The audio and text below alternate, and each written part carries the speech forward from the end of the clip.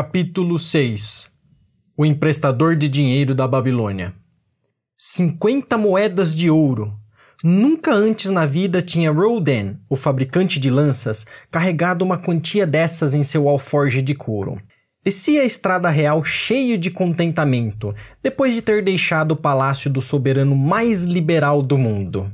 As moedas tilintavam agradavelmente à medida que o alforje preso ao seu cinturão balançava a cada passo. A música mais divina que já tinha ouvido. 50 moedas de ouro!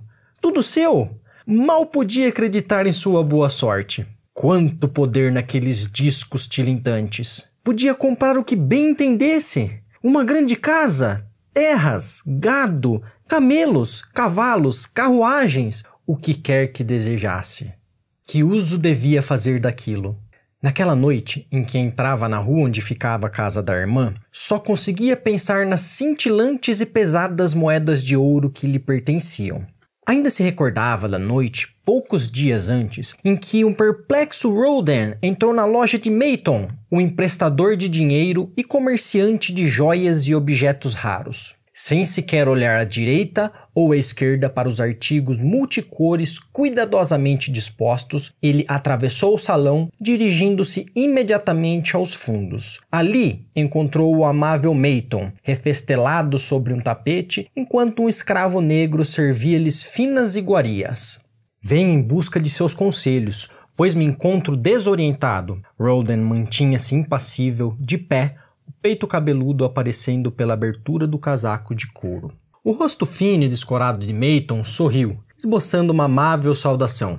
Que imprudências andou cometendo para que se visse obrigado a procurar um emprestador de dinheiro? Deu azar em alguma mesa de jogo? Ou se deixou enredar nas malhas de alguma dama elegante? Conheço-o há muitos anos e não me lembro de já ter sido procurado por você para tirá-lo de uma enrascada. Não se trata disso. Não estou precisando de dinheiro. Estou, ao contrário, à procura de um conselho sensato. Mas ouçam isso! O que está dizendo? Ninguém recorre ao emprestador de dinheiro para aconselhar-se. Meus ouvidos devem estar me pregando uma peça. Pois é isso mesmo. Como pode? Rodan, o fabricante de lanças, demonstra mais astúcia do que todos os outros, pois vem à presença de Mayton não em busca de ouro, mas de conselho. Muitos homens me procuram a fim de que lhes consiga dinheiro suficiente para pagar suas loucuras, mas até onde sei, ninguém ainda veio até aqui atrás de um conselho.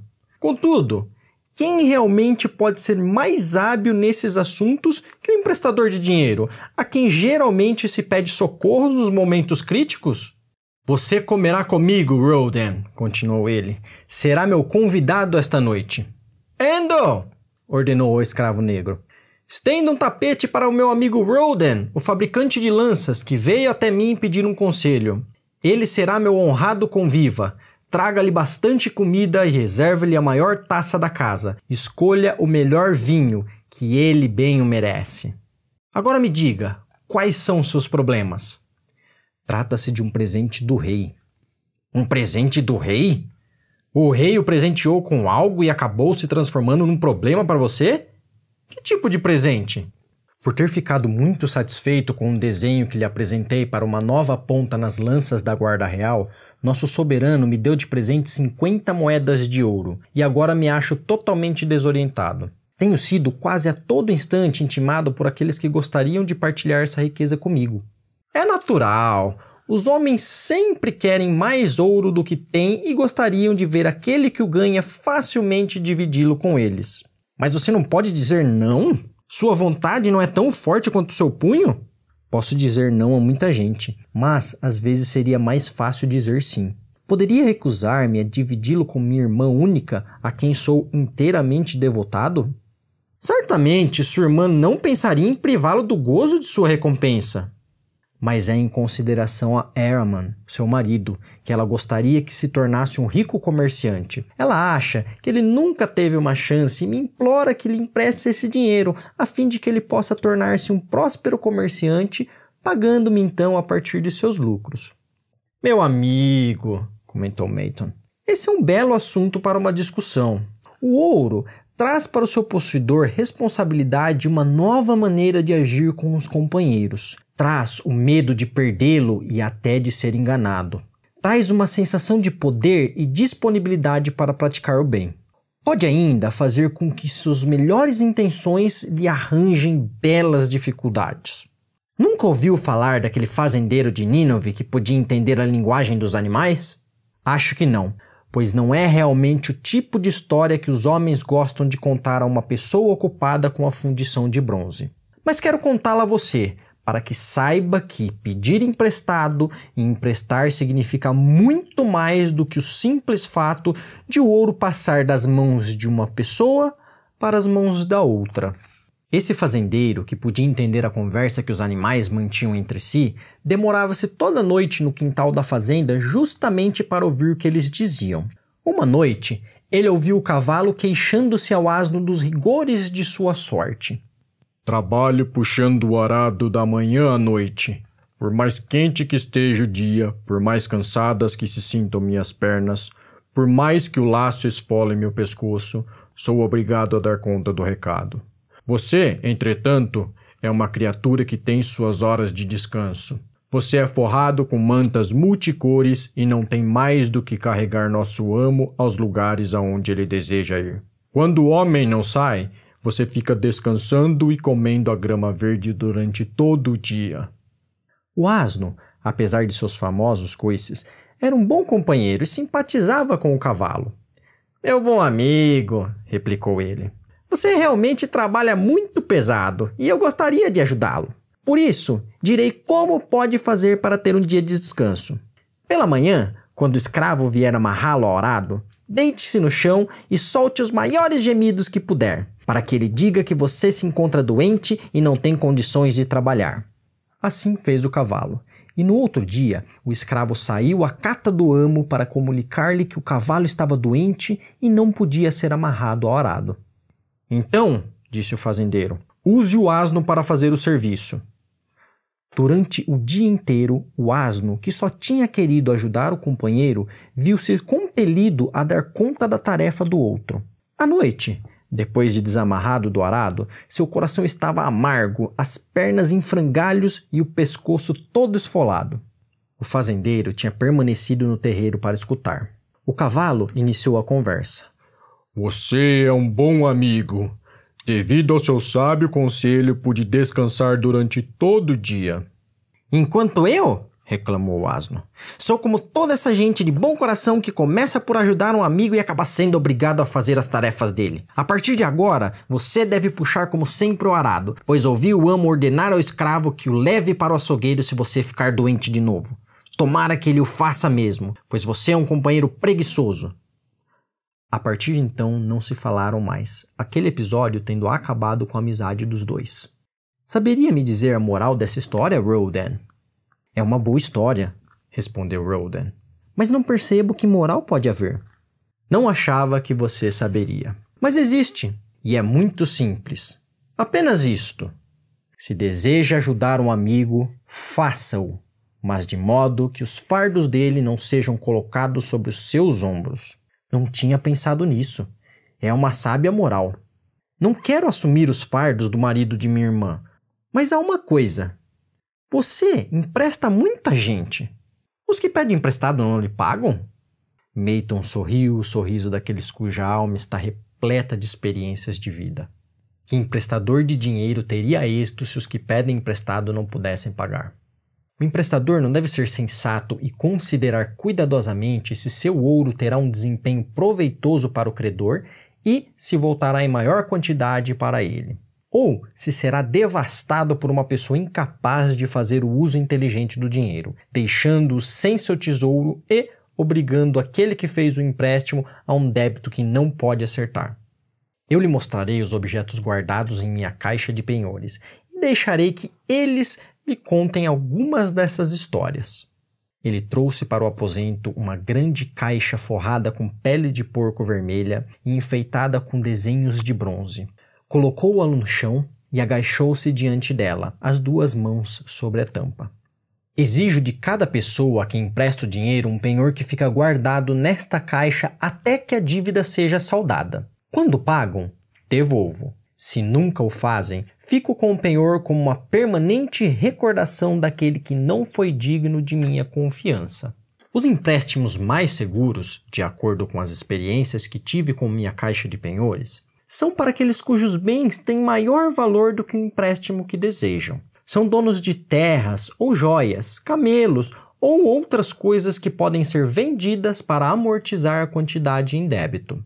Alguns penhores são joias mais valiosas que a dívida. Outros são documentos estabelecendo que, em caso de não pagamento, o devedor passa automaticamente para o meu nome uma determinada propriedade. Fazendo empréstimos dessa natureza, asseguro-me quanto ao retorno do meu capital, mais os rendimentos, pois o empréstimo está baseado nos valores dos bens. Em outra classe, acham-se os devedores que têm capacidade para ganhar dinheiro.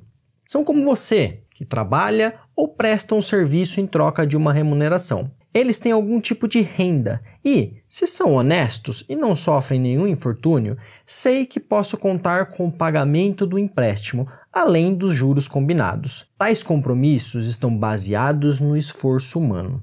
Temos ainda os que não possuem nada de valor nem mostram capacidade para uma remuneração periódica. A vida é dura e sempre existirá quem se veja derrotado por suas exigências.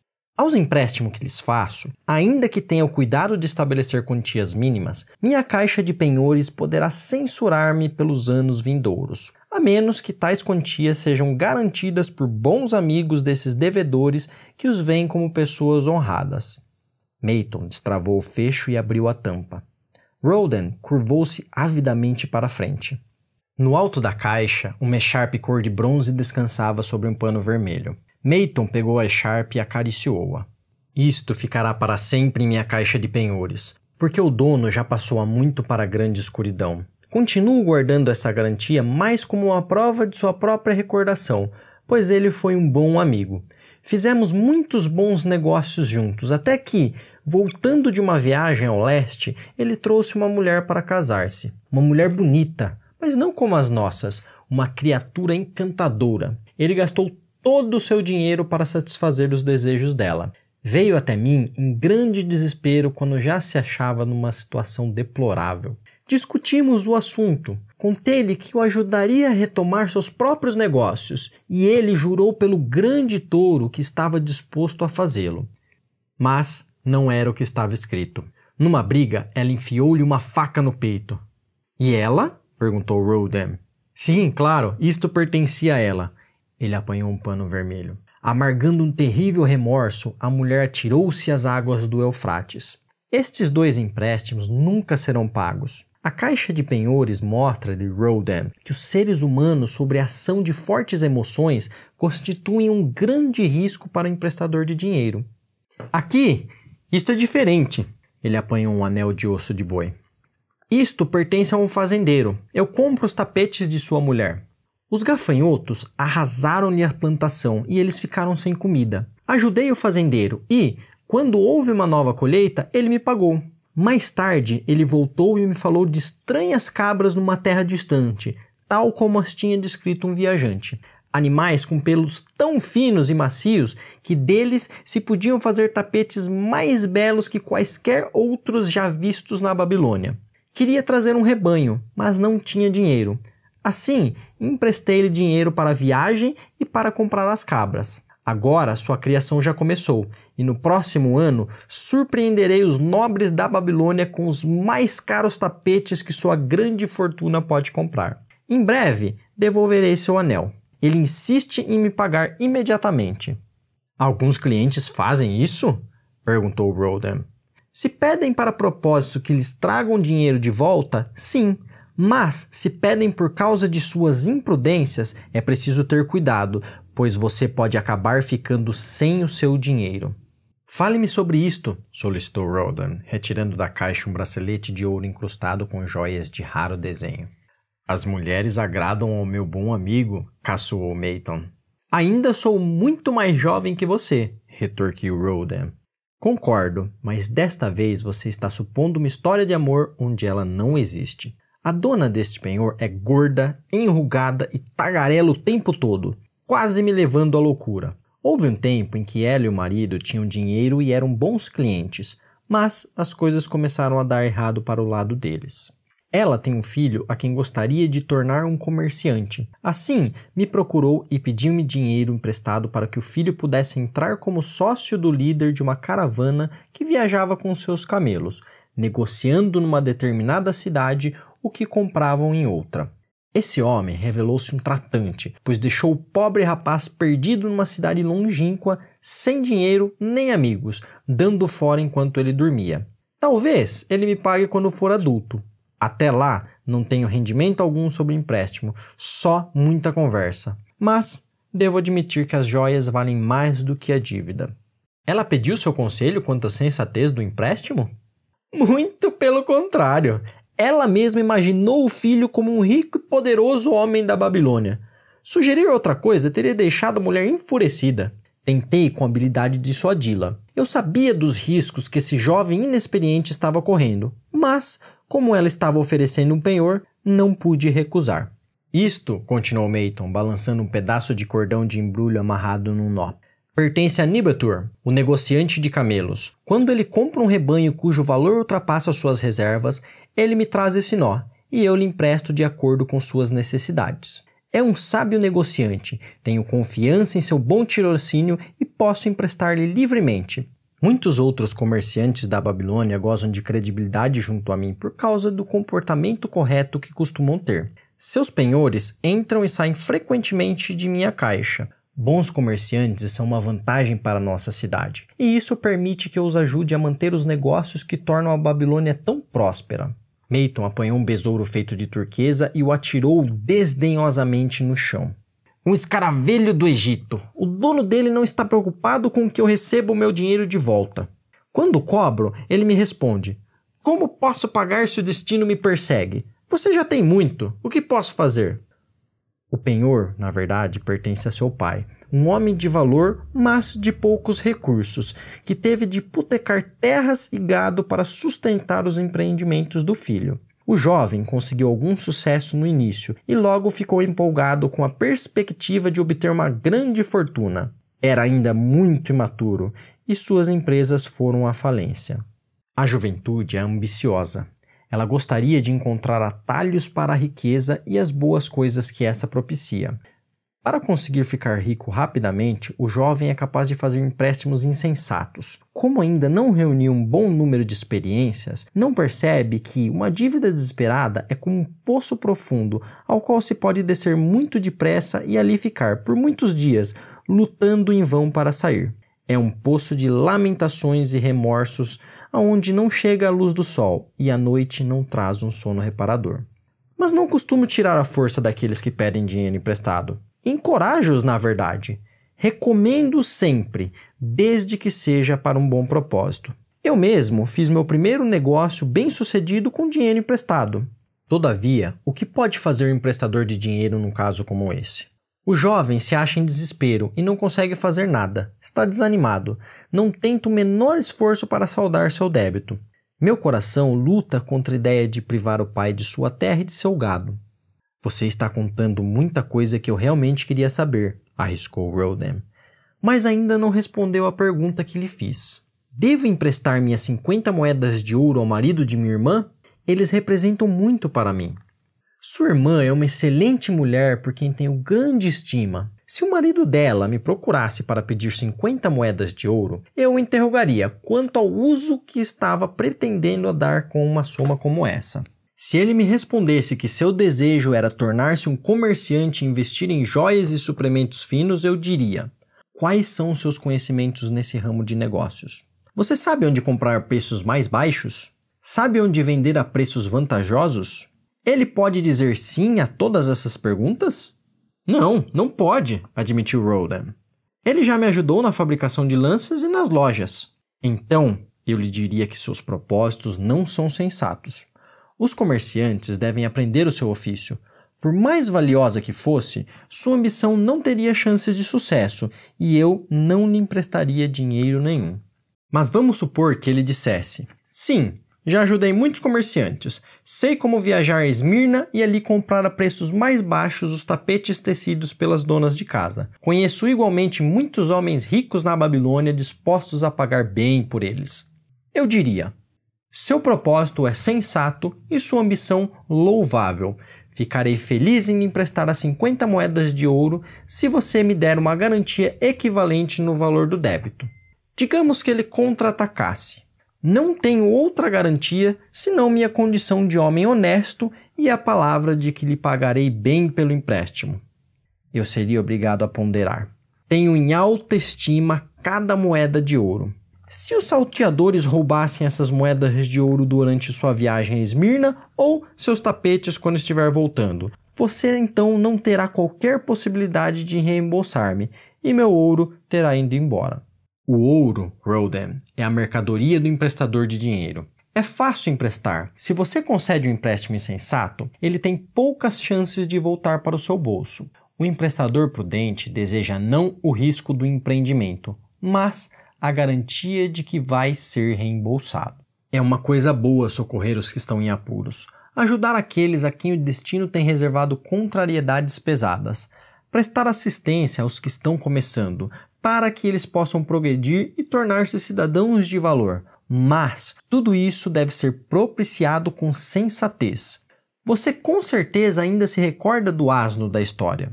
Em nosso desejo de ser úteis, podemos correr o risco de carregar os fardos que pertencem aos outros. Novamente me desviei de sua pergunta, Rodan, mas ouça minha resposta. Guarde consigo suas 50 moedas de ouro. Aquilo que você ganha com o seu trabalho e aquilo que lhe dão como uma recompensa pertencem a você e ninguém tem o direito de compartilhá-los a menos que você mesmo tenha essa intenção. Se quiser emprestar o seu dinheiro a fim de aumentar sua fortuna, faça-o com cautela e diversificando os clientes. Não gosto de dinheiro parado, mas menos ainda de dinheiro mal emprestado. Há quantos anos trabalha como fabricante de lanças? 3 anos completos. Quanto guardou sem contar o presente do rei? 3 moedas de ouro. Em cada ano trabalhado, você deixou de adquirir coisas boas para economizar com seus vencimentos 1 moeda de ouro. É como está dizendo. Então, poderia economizar em 50 anos de trabalho 50 moedas de ouro por sua abnegação. Seria realmente uma vida inteira de trabalho. Acha que sua irmã desejaria acabar com suas economias de 50 anos de trabalho para que seu marido possa fazer uma tentativa na profissão de comerciante? Bem, nos termos que você está usando, não.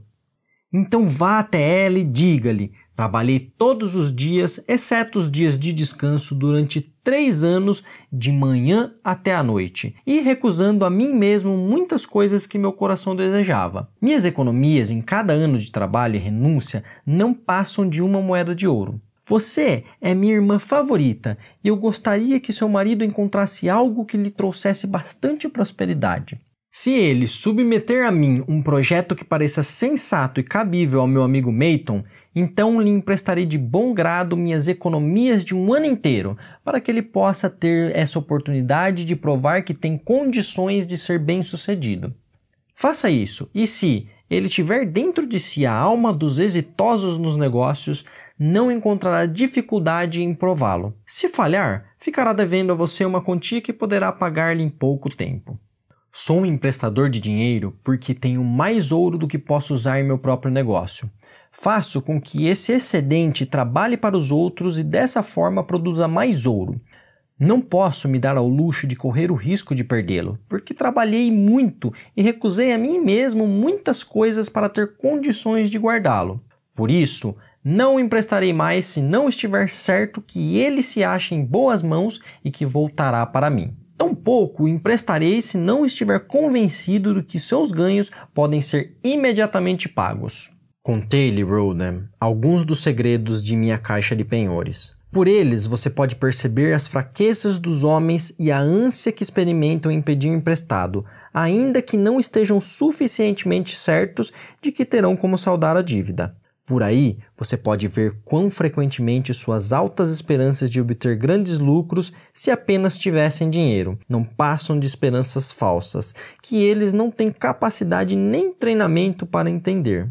Agora, Rodan, você tem condições de usar sua recompensa para ganhar mais ouro. Pode até tornar-se, se quiser, um emprestador de dinheiro. Se souber preservar adequadamente o seu tesouro, ele produzirá muitos lucros para você e será uma rica fonte de satisfação e vantagens durante todos os dias de sua vida. Mas, se deixá-lo escapar, ele será uma fonte constante de remorsos e lamentações. O que você mais deseja para esse ouro que você traz no alforje? Guardá-lo com segurança.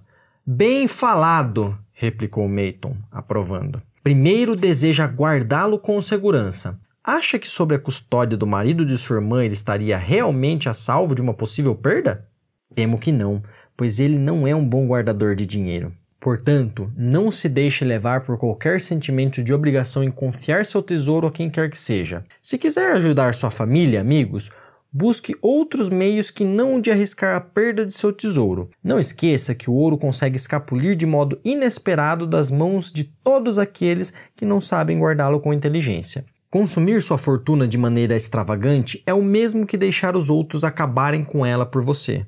Depois da segurança, o que deseja para o seu tesouro? Que ele me faça ganhar mais dinheiro.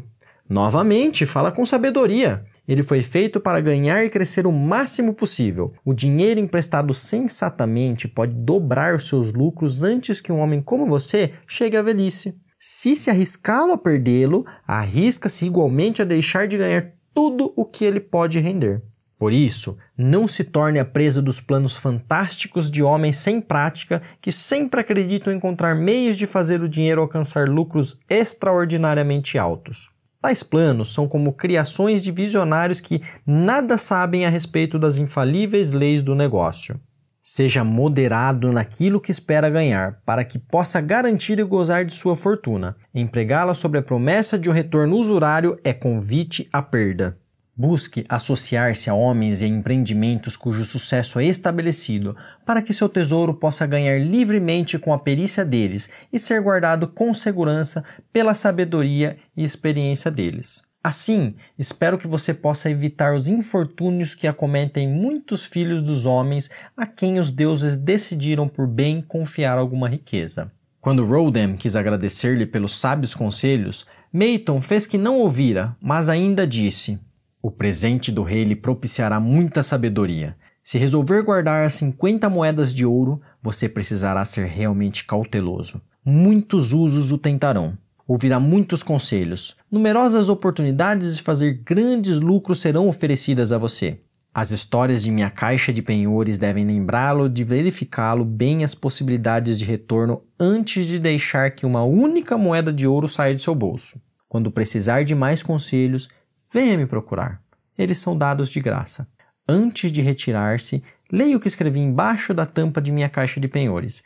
Isso se aplica tanto a quem pede quanto a quem empresta dinheiro.